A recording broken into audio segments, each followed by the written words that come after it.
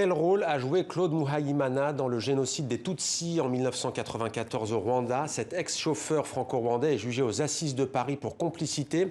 Avec nous pour en parler, Alain Gauthier, bonsoir. Bonsoir. Bienvenue à vous. Vous êtes le cofondateur du collectif des partis civils pour le Rwanda et depuis plus de 20 ans, avec votre épouse Dafrosa Gauthier, vous traquez les génocidaires présumés réfugiés en France. Avant de vous donner la parole, d'abord notre reportage, il est signé Karine Barzegar, Camille Ballan.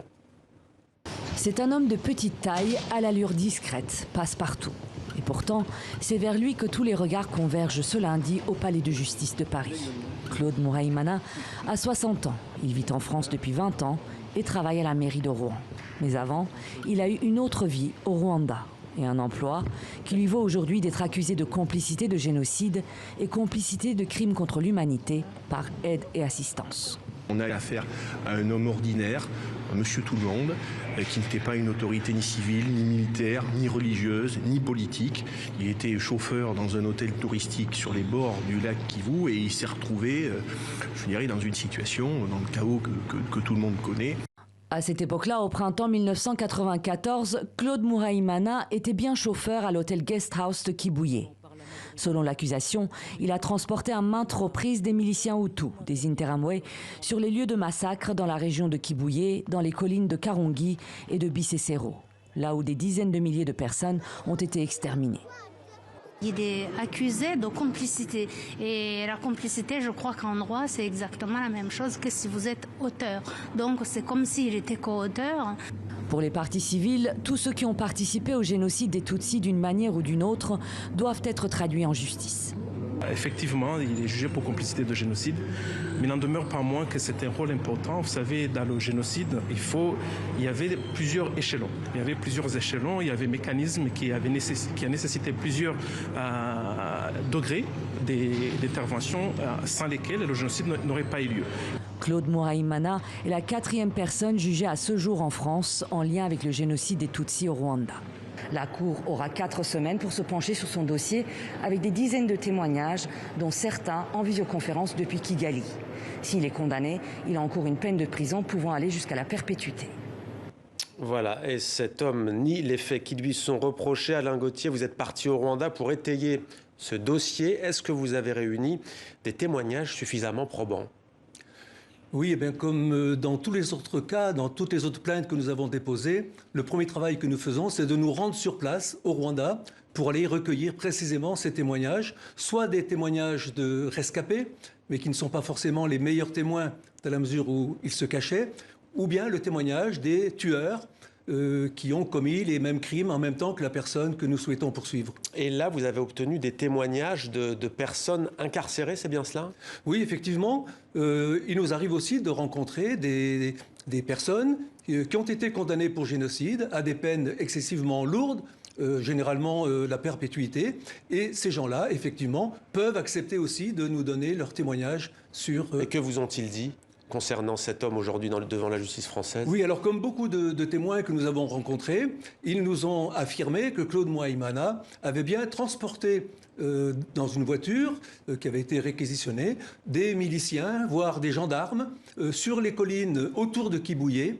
Et ces tueurs-là allaient rechercher les Tutsis qui se sont défendus, mais qui finalement ont été tués en masse. Est-ce que vous êtes en mesure de dire s'il l'a fait sciemment ou dans la contrainte, sous la menace? Alors la contrainte, c'est l'argument, je suis sûr, que la défense va apporter. Maintenant, je pense que ce n'est pas une excuse. Claude Muhayimana, s'il avait été contre le génocide, il aurait pu fuir. Il habitait au bord du lac Kivu. Il a paraît-il, aidé des gens à traverser le lac. Il aurait pu fuir à son tour. Donc ce n'est vraiment pas un argument. Mais selon vous, ça s'est reproduit combien de fois? Sur quelle période? Sur quelle durée? Plusieurs jours? Plusieurs semaines?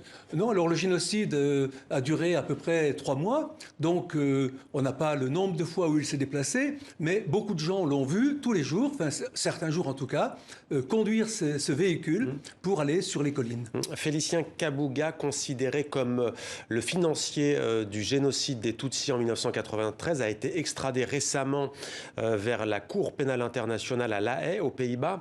Si on compare ces deux hommes, on a le sentiment qu'on n'est pas au même niveau. Est-ce que ce procès, selon vous, il est important, il est emblématique, même si certains disent que cet homme, finalement, c'est pas celui qui a joué un grand rôle dans le génocide des Tutsis? Vous savez, c'est difficile de faire un classement dans la responsabilité. Personnellement, je pense que dans la mesure où vous avez participé, que vous êtes complice d'un tel crime, le crime de génocide, c'est un crime contre l'humanité, c'est un crime, le crime des crimes, c'est comme ça qu'on le dépeint, eh bien, la responsabilité de qui que ce soit est totale.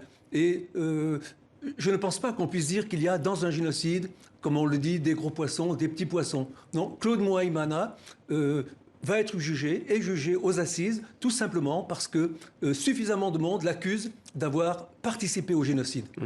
Le rapprochement entre la France et le Rwanda va-t-il, selon vous, permettre une justice plus efficace? On voit de plus en plus de cas. On voit que cet homme, d'ailleurs, travaillait à la mairie de Rouen. Est-ce que vous êtes en mesure de nous dire si ce rapprochement entre Emmanuel Macron et Paul Kagame va vous aider dans vos démarches et va aider à la justice? Alors, pour l'instant, c'est véritablement impossible de le dire. Tous ceux qui sont déférés actuellement devant la cour d'assises, et il y en a plusieurs encore, puisqu'il y aura encore un procès au mois de mai, puis deux médecins qui sont déférés devant la cour d'assises, qui ont fait appel, on ne peut pas dire que les propos de M. Macron à Kigali aient changé quoi que ce soit. Au sein du collectif des partis civils, nous lui avons écrit à 2 reprises pour demander ce que concrètement il allait pouvoir faire, parce qu'il ne suffit pas de promettre qu'on va juger tous les génocidaires qui sont en France. Encore faut-il donner les moyens à la justice de les juger. Mais est-ce selon vous déjà la fin de l'impunité?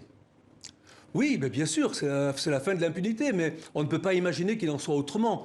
Vous savez, on ne se poserait pas la question si c'était des nazis.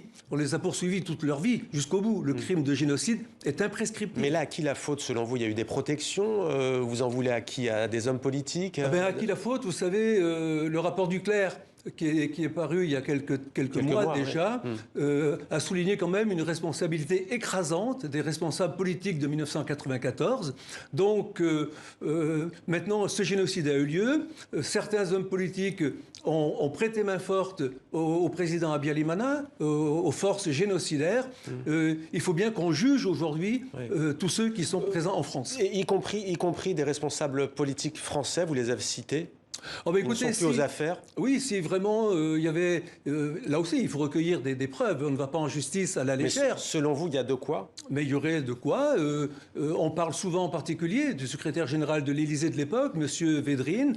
On parle aussi des militaires qui étaient conseillers du président Mitterrand. Oui, je crois qu'il y aurait matière à poursuivre. Merci beaucoup Alain Gauthier d'être venu témoigner sur notre plateau. Je rappelle que vous avez cofondé le collectif des partis civils pour le Rwanda, le CPCR, et que depuis plus de 20 ans maintenant, vous traquez avec votre épouse Daforza Gauthier, ces génocidaires présumés. Merci à vous. Merci.